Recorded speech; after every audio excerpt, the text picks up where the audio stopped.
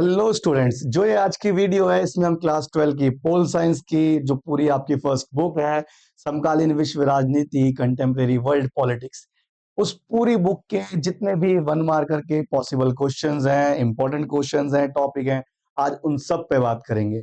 और ये वीडियो सिर्फ आपके लिए बोर्ड्स के लिए नहीं, जो आप आगे सीयूईटी का पेपर देने जाओगे उसके लिए भी बहुत बहुत बहुत जरूरी है। इसलिए इस वीडियो को स्किप मत करिएगा, एंड तक देखिएगा और यहाँ से कुछ ना कुछ तो अच्छा मिलेगा। ठीक है, थोड़ा सा इंटरनेट जो यहाँ पे खर्च करने वाले हो ना अभी, उसके बदले में आपको कुछ ना कुछ अच्छा मिलेगा।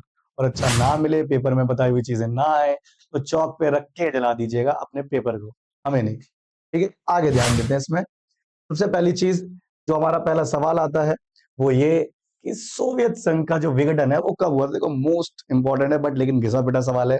पूरे साल में इतनी बार इसको रिवाइज कर चुके हो, छप गया होगा मन में, 25 दिसंबर 1991। लेकिन याद रखेंगे यहाँ पर उस व्यक्ति का भी नाम जिसने इसका डिसइंटीग्रेशन अनाउंस किया था, उसका नाम है बोरिस येल्त्सिन।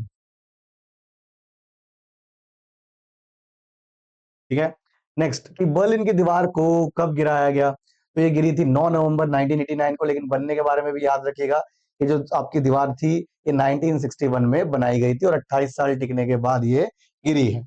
उसके बाद आगे दो वर्ड्स हैं, रशियन वर्ड्स। एक रहता है आपका ग्लासनोस्ट और दूसरा रहता है आपका पेरेस्ट्रोइका। ग्लासनोस्ट और पेरेस्ट्रोइका, इनका मतलब क्या है?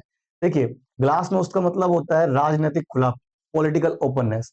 और पेरेस्ट्रोइका का मतलब क्या है? आर्थिक पुनर्गठन, इकोनॉमिक रिकंस्ट्रक्शन। देखिए, जब हम इसकी बात करते हैं ना, पेरेस्ट्रोइका और ग्लासनोस्ट, इसको लाने वाले व्यक्ति का नाम था मिखाइल गोर्बाचेव, जो सोवियत यूनियन का लास्ट लीडर था। ठीक है, क्योंकि उसके बाद तो डिसइंटीग्रेशन हो गया। ठीक है, उसके बाद दो ध्रुवीय व्यवस्था किस काल से जुड़ी हुई है, तो याद रखेंगे इसको हम शीत युद्ध काल से जोड़ते हैं, क्योंकि जब तक शीत युद्ध चला उसी घटना को हमने क्या बोला? दो ध्रुवीय विश्व। की जो पूरी दुनिया थी वो बेटा दो हिस्सों में बट गई थी। एक हिस्सा था कैपिटलिस्ट, ठीक है, और एक हिस्सा था आपका सोशलिस्ट। ठीक है, याद रखिए। और इसमें डायरेक्शन भी ऐसी कि ईस्ट, ईस्ट यानी पूर्व का मतलब किस चीज से है? समाजवाद। और पश्चिम का मतलब किस चीज से है? वेस्ट का मतलब किस चीज से है? पूंजीवाद। उसके बाद आगे इसमें बात करें, फिर नेक्स्ट हमारा रहता है कि सोवियत संघ में कितने गणराज्य शामिल थे, कितनी कंट्रीज थी इसमें? सबसे बड़ी बात और सबसे सिंपल, 15। 1917 में सोवियत संघ बना है और उस दिन से लेकर 1991 में जब ये खत्म हुआ, इस पूरे स्थिति में इसके पास कितने देश थे? 15। उसके बाद नेक्स्ट रहता है कि सोवियत संघ किस प्रकार की अर्थव्यवस्था थी। ठीक है, तो सोवियत यूनियन को हम मानते हैं एक केंद्रीकृत योजना आधारित अर्थव्यवस्था, अ सेंट्रली प्लान्ड इकोनॉमी। क्योंकि यहाँ पे याद रखेंगे कौन सी आइडियोलॉजी फॉलो होती थी? सोशलिज्म, समाजवाद। ठीक है, उसके बाद सत्ता के केंद्र का क्या अर्थ है? देखो, आज के टाइम पे जो बहुध्रुवीय विश्व है, मल्टीपोलर वर्ल्ड है, इसी को हमने क्या माना है? सत्ता के नए केंद्र। यानी कि आज अगर हम कहते हैं अमेरिका स्ट्रांग है, लेकिन ये भी कहते हैं अमेरिका को टक्कर देने के लिए भी बहुत सारे बैठे हैं। अभी आप रिसेंटली देखोगे तो ग्रीनलैंड को लेकर जितनी भी घटनाएं घटी हैं, उसके खुद जो अलायंस थे नेटो वगैरह के मेंबर्स, उन सब तक ने धमकी दे दी लड़ लेंगे भाई, क्या करते हैं। अब अमेरिका का खौफ हो गया खत्म, तो मल्टीपोलर वर्ल्ड है, बहुध्रुवीय विश्व। उसके बाद कि यूरोपियन यूनियन की औपचारिक स्थापना किस संधि से है? जो इसकी बेसिक स्टैब्लिशमेंट है कहां से है? तो वो रहती है आपकी मास्ट्रिच ट्रीटी, जो कि 7 फेब 1992 को हुई थी। वही 1991 में थी, लेकिन इसको इम्प्लीमेंट 1992 में किया गया है। और इसकी स्थापना, ऑफिशियल स्थापना 7 फरवरी 1992 की है, 7 फेब 1992 की है। उसके बाद आगे बात करेंगे इसमें। जो नेक्स्ट सवाल रहता है हमारा वो ये कि यूरोपियन आर्थिक सहयोग संगठन OEEC, ठीक है, ये कब बनाया गया था? तो ये बनाया था 1948 में। और ये अपने आप नहीं बना था, ये वेस्ट यूरोप की एक कहानी रहती है। वेस्ट यूरोप में अमेरिका ने एक फाइनेंशियल हेल्प भेजी थी, जिसका नाम क्या है? Marshall plan. ठीक है, मार्शल प्लान या फिर मार्शल योजना। उसके बाद दूसरी चीज कि जब ये बनाया गया तो इसका मेन उद्देश्य क्या था? सिर्फ और सिर्फ पश्चिम यूरोप के देश जो हैं, वेस्ट यूरोपियन कंट्रीज जो हैं, सिर्फ उनको फायदा दिया जाए। उसके बाद भारत द्वारा लुक ईस्ट की पॉलिसी और एक्ट ईस्ट की पॉलिसी कब अपनाई गई? देखो, लुक ईस्ट जो है 1991 में अडॉप्ट किया था हमने, और उसके अलावा एक्ट ईस्ट हमने कब अपनाया है? 2014 में। उसके बाद एशियाई शताब्दी शब्द किससे जुड़ा है? The term Asian century is associated with whom? तो यहाँ पर हम कहते हैं कि एशिया की जो बढ़ती आर्थिक शक्ति थी, ठीक है, एशिया की जो बढ़ती आर्थिक शक्ति थी उसको हमने एशियाई शताब्दी कहा है। ठीक है, अब देखो हुआ क्या कि जब शार्क और प्लस आसियान, ठीक है, अगर चैप्टर पढ़ा हो तो 2 ग्रुप याद होंगे, एक दक्षिण एशिया का समूह और एक दक्षिण पूर्व एशिया का समूह है, लेकिन है तो दोनों एशिया के। इन दोनों की जब आप इकोनॉमी मिलाते हो बहुत आपको बड़ी दिखती है, लेकिन कहने के लिए हम क्या कहते हैं कि छोटे ग्रुप है लेकिन रैपिडली ग्रो कर रहे हैं। तो इनकी जो रैपिड ग्रोथ है इसकी वजह से इसका एक टर्म आया था कि एशियाई शताब्दी। उसके बाद शार्क का मुख्य उद्देश्य क्या है? देखिए, शार्क अगर आपको पता हो तो शार्क जो हमारा समूह है ये कहाँ से है? दक्षिण एशिया का। कहाँ से है? दक्षिण एशिया का। और इसी दक्षिण एशिया का जो क्षेत्रीय सहयोग है वो बढ़ता रहे, विकास बनता रहे, इसी चीज के लिए क्या बनाया गया है? Shark, south Asian association for regional corporation. ठीक है, इतनी बात क्लियर है। और शार्क की स्थापना अगर याद हो तो, ठीक है, अगस्त 1985। ठीक है, उसके बाद आगे ध्यान देंगे। नेक्स्ट जो हमारा रहता है हिस्सा वो ये कि पाकिस्तान दक्षिण एशिया का इस प्रोजेक्ट का हिस्सा नहीं है। जो हमारा पाकिस्तान है वो साउथ एशिया का तो मेंबर है, लेकिन साउथ एशिया का एक ऐसा प्रोजेक्ट है जिसका मेंबर पाकिस्तान नहीं है, और वो प्रोजेक्ट है बीमस्टेक, जो कि 1997 में बनाया गया था। ठीक है, और ये एक मल्टीलैटरल यानी बहुपक्षीय तकनीकी सहयोग, वित्तीय सहयोग का प्रोजेक्ट है।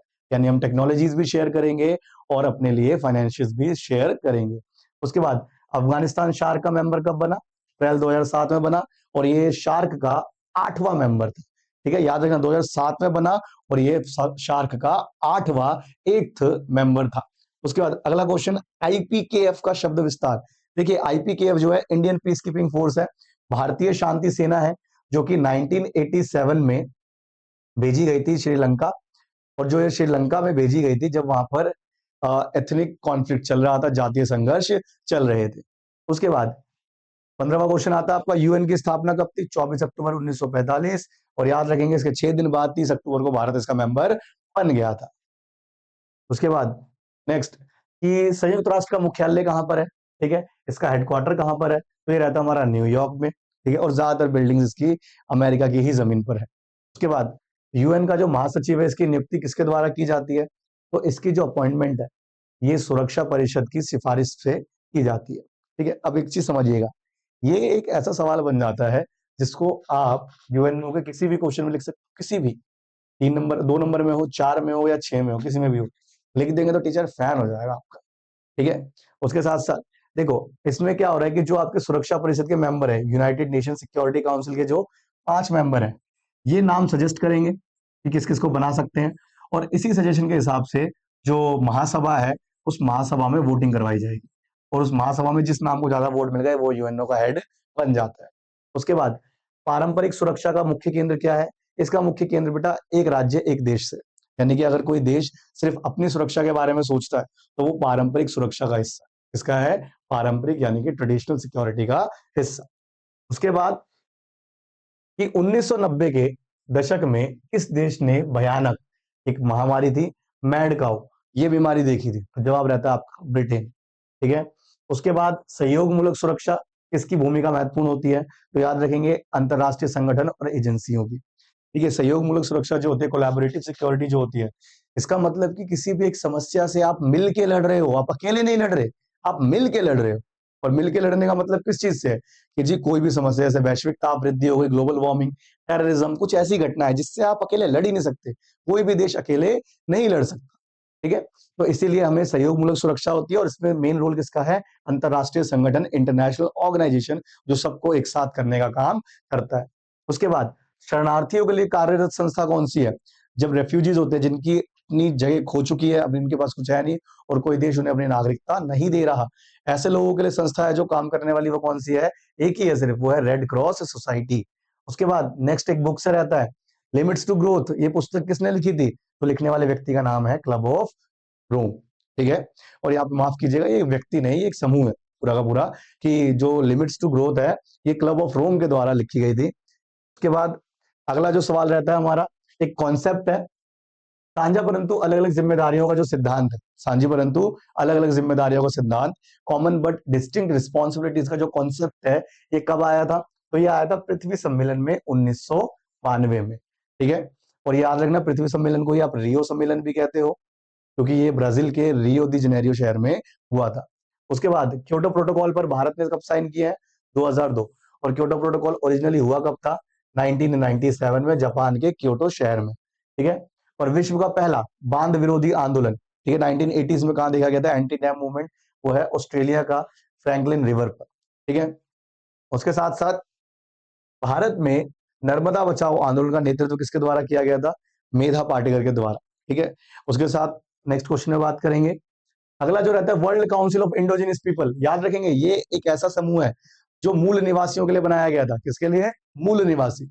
हर देश के अपने अपने कुछ मूल निवासी हैं, ठीक है। भारत में इनको एसटी कम्युनिटी के नाम से जाना जाता है, आदिवासी समुदाय के नाम से जाना जाता है। और इनके लिए इंटरनेशनली संगठन कौन सा है, world council of indigenous people, जो कि कब बना था, 1975 में। उसके बाद UNFCCC, इसका शब्द विस्तार बहुत सिंपल सी बात है, यूएन का मतलब पूरी बुक में यूनाइटेड नेशन है, ठीक है। तो UNF framework c for convection on climate change, ठीक है। और ये लाया गया था सिद्धांत 1992 में, वही आपका अर्थ समिट, और इसी सिद्धांत के चलते 1997 में क्योटो प्रोटोकॉल करवाया गया था।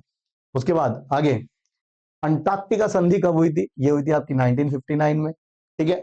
उसके साथ साथ वैश्वीकरण के लिए उत्तरदायी कौन सा मुख्य कारण है, तो याद रखेंगे टेक्नोलॉजी। जब से टेक्नोलॉजी बढ़ी है, ठीक है, तकनीक कुछ ज्यादा बढ़ गई है, इसी की वजह से हमारे पास वैश्वीकरण देखने को मिला। और वैश्वीकरण का मतलब क्या होता है, पूरी दुनिया एक ग्लोबल विलेज बन जाती है, वैश्विक ग्राम बन जाती है, सब आपस में जुड़ जाते हैं, कोई भी जगह आपसे दूर नहीं बचती, ना कोई चीज बचती। उसके बाद आगे कि वैश्वीकरण के विरोध में बना अंतरराष्ट्रीय मंच कौन सा है। आज भी एक ऐसी संस्था है जो वैश्वीकरण का विरोध कर रही है, और इस संस्था का नाम है वर्ल्ड सोशल फोरम। और इस वर्ल्ड सोशल फोरम की जो पहली बैठक थी 2001 ब्राजील में हुई थी, ठीक है। और इसकी चौथी बैठक 2004 भारत के मुंबई में हुई थी, ठीक है। और मैकडॉनलीकरण, ठीक है, मैकडोनलाइजेशन, ठीक है, इसका प्रभाव क्या है, इसका मतलब है बेटा अमेरिका का सांस्कृतिक प्रभाव, अमेरिका कह लीजिए या फिर पश्चिमी संस्कृति के सांस्कृतिक प्रभाव की बात कर लीजिए। तो एक चीज समझिएगा बेटा, ये वो फैक्ट्स हैं जिन्हें आप अपने लॉन्ग आंसर में लिखो, शॉर्ट आंसर में लिखो, लेकिन लिखो, ठीक है। आप पेपर में जा रहे हो, वहां से अपना ज्ञान बचा के ले आओगे, अपने आंसर्स बचा के ले आओगे, कोई आप पे प्राउड नहीं करेगा, ठीक है। इसलिए जो पढ़ा है, जितना पढ़ा है, उससे रिलेटेड कोई भी टॉपिक आता है, उसे वहां लिख कर आओ। और ये चीज याद रखिएगा, जो लिख रहे हो वो एक अच्छे एक मैनर्ड वे में होना चाहिए, आपकी प्रेजेंटेशन अच्छी होनी चाहिए। लाखों बच्चे पेपर लिख रहे हैं, जिसकी प्रेजेंटेशन अच्छी होगी उसी को अच्छे मार्क्स भी मिलेंगे, ठीक है, याद रखिएगा। और पेपर बहुत सिंपल लिखो, समझ में आना चाहिए। आप टीचर की सहूलियत का ध्यान रखोगे, टीचर आपकी सहूलियत का ध्यान रखेगा। टीचर की सहूलियत क्या है, जल्दी जल्दी चेक करे, हर शीट का अलग से पैसा मिलना है, तो वो उसकी सहूलियत है। और तुम्हारी सहूलियत क्या है कि तुम्हें टीचर ज्यादा मार्क्स दे दे, इसलिए साफ सुथरा लिखो, हेडिंग, उसके पॉइंट्स, उसको जब डिफाइन करो 2-3 लाइन अच्छी, फिर तो अपना जो अपने अंदर का लेखक है उसे ही मौका दो यार, लिख देगा वो, ठीक है। तो अपने ऊपर दबाव दो और इन चीजों को बस पढ़ते रहो, सुनते रहो। Thank you.